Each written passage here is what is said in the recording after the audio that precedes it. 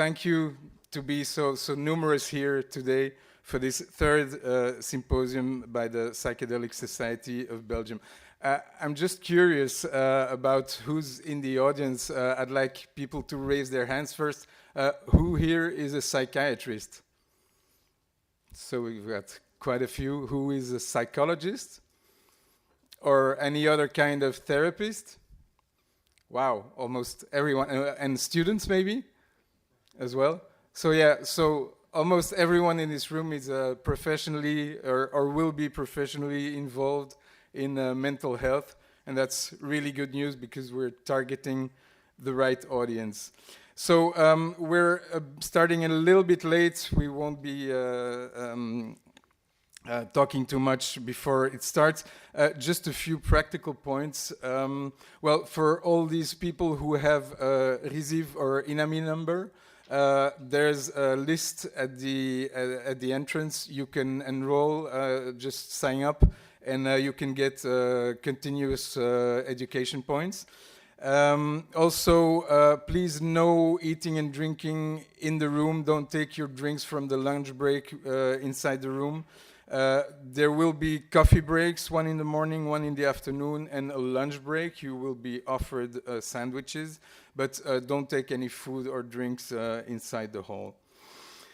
Well, without much further ado, I'll introduce Natalia Zwarinska. She's one of the 3 people who took over charge of the Psychedelic Society to face the growing pains, because we're a fast-growing organization, and this year 3 people have taken over to just face these growing pains. Natalia is one of them. She's also been the most active person in the organization of this symposium, and she's going to give you the introduction speech. Welcome, Natalia.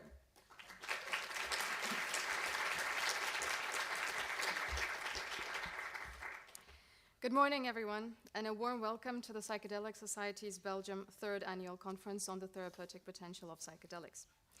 It is a privilege to see such a committed and diverse gathering of researchers, clinicians, mental health professionals, students and community members, all of whom share an interest in exploring new frontiers in mental health treatments. Today, we're witnessing an unprecedented global interest in psychedelic therapies. For decades, these substances have been clouded in stigma, misunderstood, and pushed to the fringes, but the science is evolving, and so is our understanding. Recent years have brought rigorous studies and breakthrough results in treating conditions like PTSD, depression, addictions, and end-of-life anxiety. We are no longer talking about the fringe movement. This is a very rapidly evolving, advancing research field backed by robust evidence, but also real stories of healing and resilience. Global regulation of psychedelics is also in a period of transformation as more and more countries embrace their potential for therapeutic use. In the United States, several states, such as Oregon and Colorado, have decriminalized or legalized psilocybin therapy under regulated conditions, while others are considering similar measures. In Canada has granted exceptions for psilocybin use for life-threatening conditions, and Australia has recently approved the supervised medical use of psilocybin and MDMA for treatment-resistant conditions. Of course, in Latin America, the traditional use of psychedelics like ayahuasca is often legally protected. But this year, we have also seen setbacks.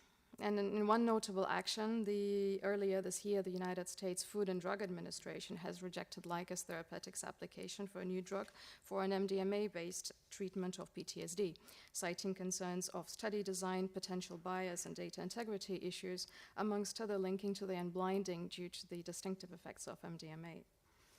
And this decision really underscores the fact that psychedelic therapy is really at the crossroads between pharmacology and psychotherapy, which obviously makes it so effective, but which also requires developing specialized guidelines, clinical trial protocols, and novel regulations. Before we dive into this day's discussions, I would like to take a moment to share a bit about the organization that has brought ourselves together. This conference is organized by the Psychedelic Society Belgium.